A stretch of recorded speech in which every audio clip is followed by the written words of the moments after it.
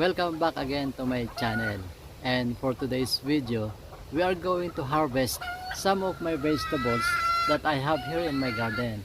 As you can see, I have sweet pepper here, and this is my garden bed of my sweet pepper.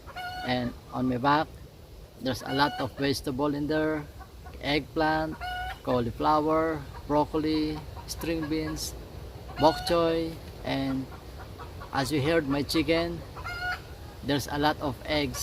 So we are going to get some eggs for our breakfast. So dear friends, join with me as I am going to harvest.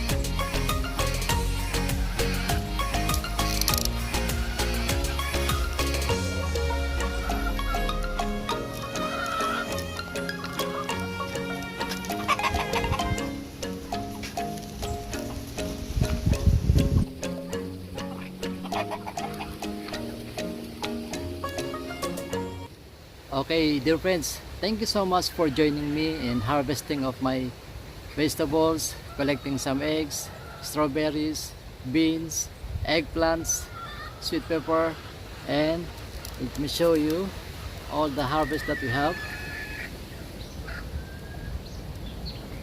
So dear friends, if you love gardening, chickens, this is the right channel for you, and see you again on my next video. I just want to say thank you to all of our new subscribers.